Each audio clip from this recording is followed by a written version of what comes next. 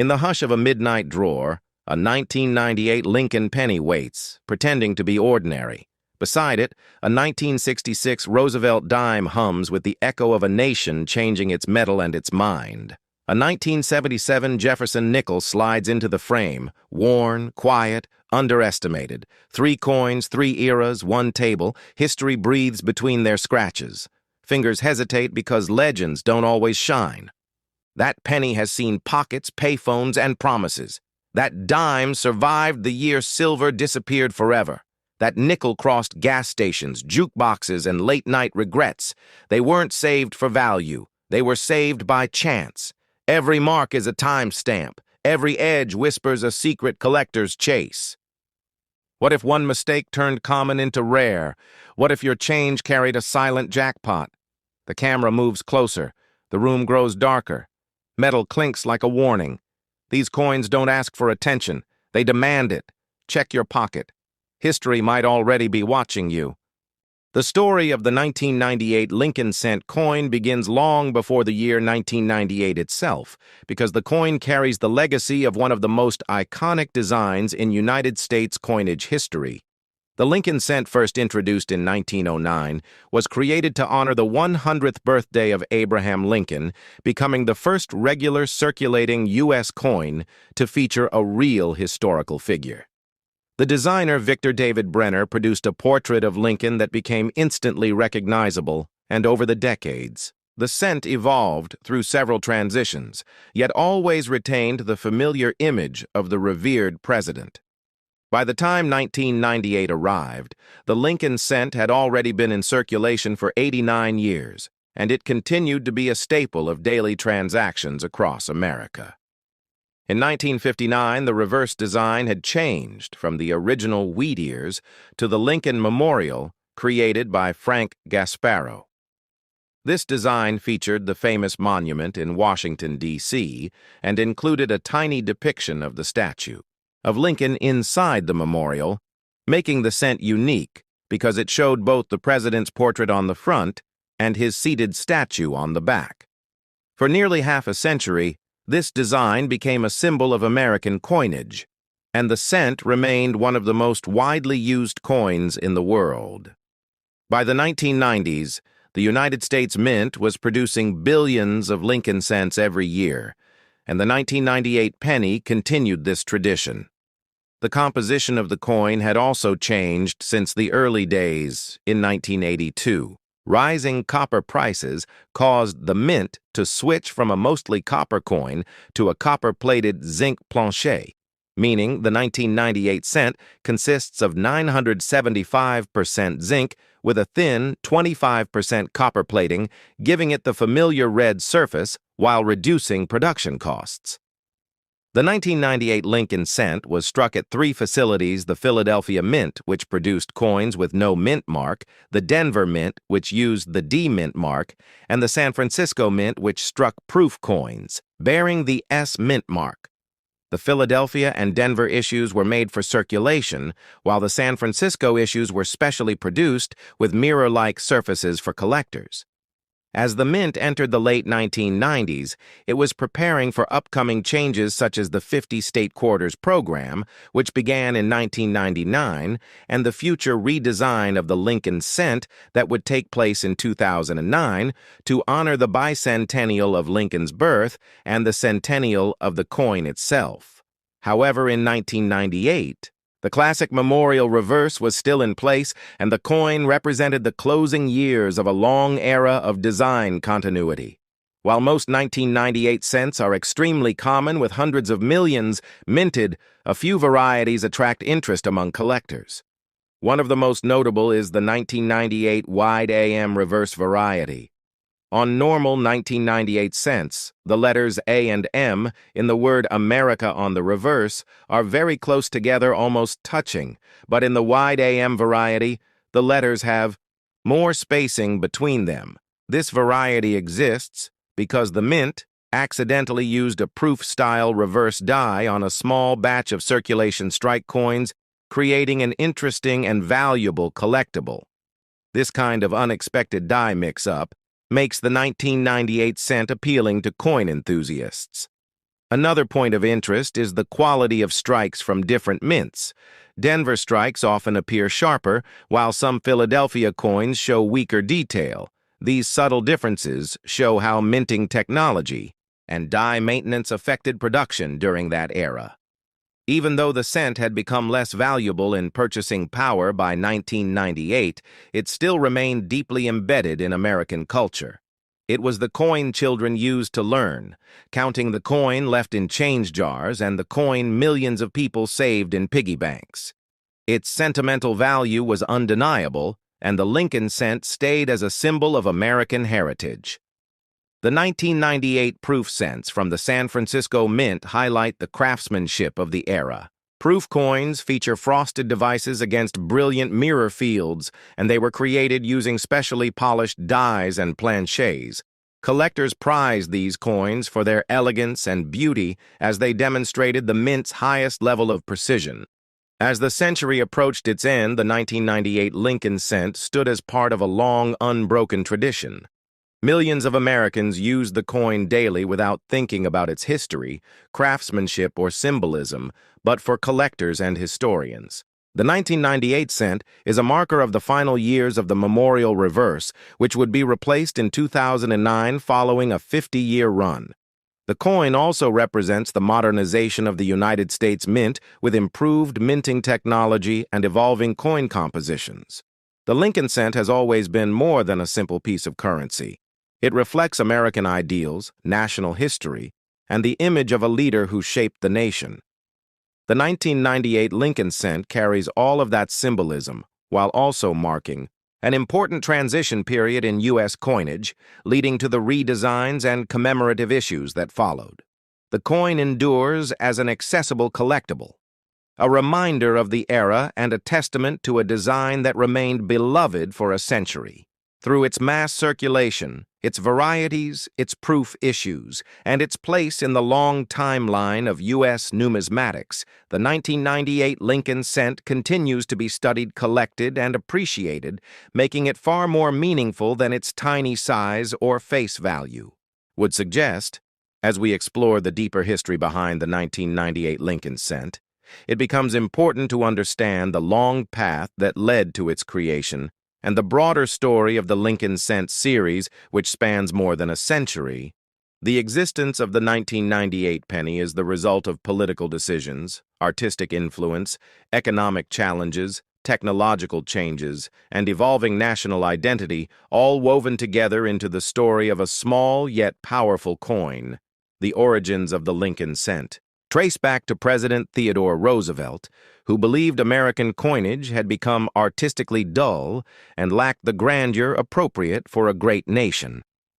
Roosevelt began a movement to beautify United States coinage, and he personally sought out sculptor Victor David Brenner, whose admiration for Abraham Lincoln was well known. Brenner had created a medal featuring Lincoln, based on the famous photograph by Matthew Brady, and Roosevelt was so impressed that he commissioned trace back to President Theodore Roosevelt, who believed American coinage had become artistically dull and lacked the grandeur appropriate for a great nation. Roosevelt began a movement to beautify United States coinage, and he personally sought out sculptor Victor David Brenner, whose admiration for Abraham Lincoln was well known. Brenner had created a medal featuring Lincoln, based on the famous photograph by Matthew Brady, and Roosevelt was so impressed that he commissioned Brenner to design a new cent featuring Lincoln's profile. This was a major change because prior to 1909, U.S. coins featured allegorical figures rather than real people. When the Lincoln cent was released on August 2, 1909, it immediately gained massive public attention. Millions were eager to obtain the new coin so that long lines formed at banks, and the coin quickly became a symbol of national pride. The early coins also carried Brenner's initials VDB on the reverse, which stirred controversy, because some believed the artist's initials were too prominent, leading to the removal of the initials later that same year, and their reappearance in 1918. The story of the Roosevelt dime in 1966 begins during a transformational era in American coinage. When the United States Mint was navigating a national coin shortage, an economic shift, and a change in metal composition that dramatically affected circulating coins across the country. The year 1966 sits at the heart of the clad era, a time when the mint moved away from traditional silver coinage and into a new technological and economic direction. The Roosevelt dime, first introduced in 1946, as a tribute to President Franklin D. Roosevelt, had already become a familiar part of American life, but the 1966 issue represents a unique phase marked by experimentation, adaptation, and the pressures of public demand. To understand the significance of the 1966 Roosevelt dime, we first look back at the early to mid-1960s, when the United States was experiencing a massive shortage of coins. This shortage was caused by multiple factors, including increasing consumer spending, the popularity of vending and parking machines, and widespread hoarding of silver coins as the price of silver rose. Due to this, the mint was not able to supply enough coins for the expanding economy, and stores, banks, and businesses constantly struggled to keep smaller denominations available for everyday transactions. The government determined that the best solution would be to remove silver from circulation. Dimes and quarters beginning in 1965 would no longer be made of 90% silver and, instead, would be produced using a copper-nickel-clad composition. The year 1966 falls directly into the early stage of this new clad era. The Roosevelt dime of 1966 was struck using a modern composition consisting of an outer layer of copper-nickel bonded over a pure copper core. The new composition was designed to maintain the same size, weight, and appearance of the older silver dimes, making the transition smooth for the public while also reducing the mint's dependence on precious metals. This change in metal content was one of the largest shifts in U.S. coinage since the 19th century. And 1966 coins reflect the urgency and experimentation of the period. An important historical element of the 1966 Roosevelt dime is that it was produced during a time when mint marks were temporarily removed from American coins. Beginning in 1965 and continuing through 1967, the mint removed mint marks from all dimes, quarters, and half dollars to discourage coin collecting and hoarding, which the government believed was contributing to the coin shortage. As a result, every Roosevelt dime dated 1966 carries no mint mark, even though the majority were struck at the Philadelphia Mint, while additional coins were produced at Denver and San Francisco without identification. This makes the 1966 issue unique because it forms part of a 3-year period in which collectors cannot determine where a coin originated by looking at its design. Production of the 1966 Roosevelt dime was extremely high. The mint was under intense pressure from the Treasury and the American public to flood the economy with new coinage and stabilize circulation. Although official mint reports for the time show large mintages across denominations, the 1966 dime is notable because it marks one of the earliest full years of clad production at maximum capacity. These high mintages mean that most 1966 dimes remain common in circulation today, and they rarely command high premiums unless preserved in exceptional condition. During this time, the mint also experimented with adjustments in die preparation, striking pressure, and planchet quality in order to perfect the clad coinage process. Because of this, some 1966 dimes display slight variations in strike sharpness, rim thickness, and surface texture compared to later issues. These differences are subtle but important to specialists who study this transitional coinage era. Unlike the silver dimes of previous decades, which often exhibited attractive toning, the copper-nickel surface of the 1966 dime tended to age differently, showing more muted colors and faster wear in circulation. The absence of proof sets for 1965, 1966, and 1967 is another historical hallmark. Instead of the traditional proof coins the mint issued, special mint sets commonly known as SMS sets.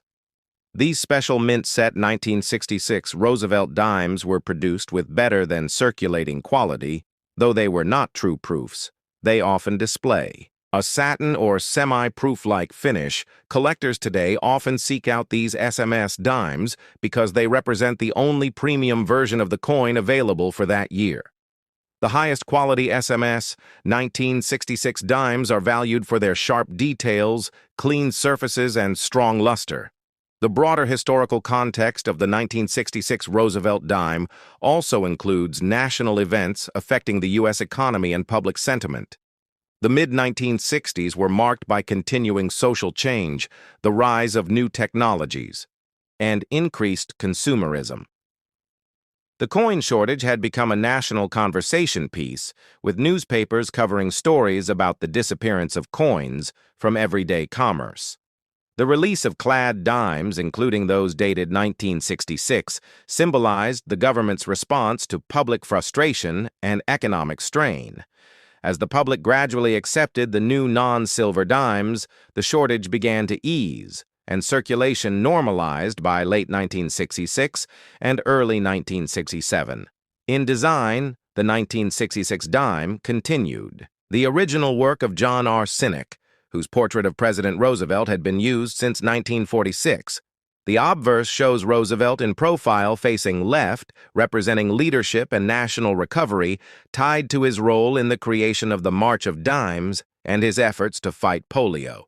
The reverse features a torch, symbolizing liberty and opportunity, flanked by an olive branch representing peace and an oak branch representing strength. This timeless design remained unchanged throughout. The transition from silver to clad composition, reinforcing a sense of continuity during a period of change. For collectors, the 1966 Roosevelt dime presents value more in historical significance than rarity.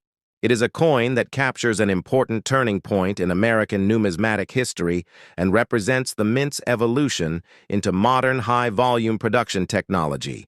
While most circulated examples are common high-grade specimens from special mint sets and exceptional condition, circulation strikes attract interest. Today, the 1966 dime stands as a reminder of the challenges the U.S. Mint faced and the innovative steps it took to ensure a stable national coin supply. The story of the 1966 Roosevelt dime reflects the nation's economic realities, the mint's adaptation to new materials, and the enduring presence of President Roosevelt's legacy in American coinage. This coin serves not only as a piece of monetary history, but also as a marker of an era of transition, experimentation, and national change that helped shape modern U.S. currency. The history of the Jefferson nickel 1977 begins with understanding the long journey of the Jefferson nickel series, which started in 1938, when the United States Mint replaced the Buffalo nickel with a new design that honored Thomas Jefferson and his famous home, Monticello. The design was created by Felix Schlag, and it remained mostly unchanged for decades, which gives every year, including 1977, a place within this long and important timeline of American coinage. The 1977 Jefferson nickel continues this tradition and represents a moment in United States numismatic history that reflects the economic conditions, minting technology, and public demand of the late 20th century. To fully understand the 1977 Jefferson nickel, we must first explore the background of the series. The Jefferson nickel was initially introduced to celebrate Thomas Jefferson, the third President of the United States, a founding father, and the principal author of the Declaration of Independence. His vision of American democracy and expansion was symbolized by Monticello, his Virginia home, which appears on the reverse of the coin. The original design remained unchanged for many years, making the annual mintages, especially in the 1970s, consistent and stable in appearance, though each year carries its own story.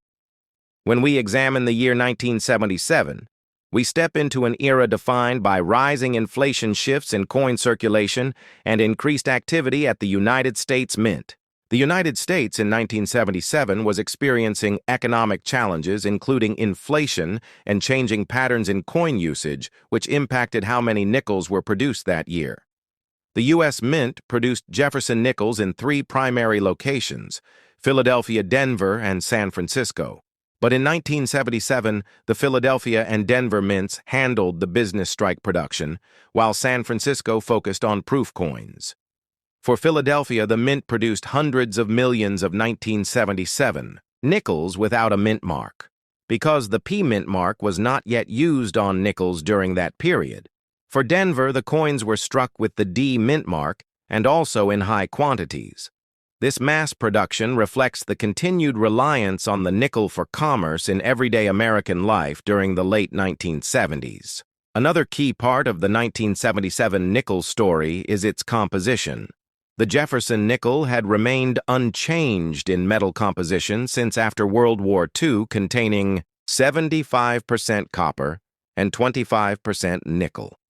This sturdy composition made the nickel one of the most durable coins in circulation and helped it withstand heavy usage from vending machines, businesses, and the general public during a time when cash transactions were still dominant. Though the country was moving slowly toward electronic systems, coins like the 1977 nickel were still essential for transportation, parking meters, payphones, and daily purchases. Collectors value the 1977 Jefferson nickel, not because it is rare, but because it fits into a long-running series that many people enjoy collecting from year to year. The value of the 1977 nickel depends heavily on condition. Circulated examples typically carry only face value, but uncirculated examples, especially those graded at high mint state levels, like MS-65 or MS-66, can bring higher prices. Mint sets and proof sets from 1977 also remain popular among collectors. Proof coins made in San Francisco show higher detail, mirror-like fields, and frosted designs, making them desirable for people who want the best quality strikes of that year. When discussing the historical importance of the 1977 nickel, we must also look at how production technology was improving at the U.S. Mint. By the late 1970s, the Mint was using more advanced machinery with improved striking pressure and die preparation. This meant that many of the coins produced in 1977 had sharper details than coins made decades earlier. However, issues like die wear still occurred, especially given the massive mintage numbers, and this created many varieties of strike quality. Some coins show weak steps on Monticello, while others show more definition. The full steps designation remains one of the most sought-after features for Jefferson nickel collectors because it indicates a strong strike with complete detail on the steps of Monticello. The 1977 nickel also stands within the broader context of American culture. During the time the United States was experiencing political changes, technological advances, and shifts in lifestyle, the value of small change was higher relative to income than it is today, and coins like the nickel played a significant role in everyday transactions. Movies, buses, arcades, and vending machines all relied on coins, and this meant the U.S. Mint had a responsibility to maintain constant production. The nickel was especially important in many machines that required precise metal composition for the mechanisms to function properly. Moving deeper into the year 1977, we see that the U.S. Mint was also focused on efficiency and consistency. Mint employees worked to reduce die errors and improve the quality of business strikes, though some imperfections like die cracks, die clashes, and off-center strikes still occurred. These mint errors are interesting to collectors today because they add uniqueness to coins that were otherwise mass-produced. A 1977 nickel with a dramatic mint error can be far more valuable than a normal example, making this year an interesting one for error collectors. The Jefferson nickel series itself was gaining more attention by the 1970s as hobbyists grew interested in completing full date and mint mark sets. Coin collecting had become more popular after World War II, and by 1977, many families had albums where they placed nickels from each year.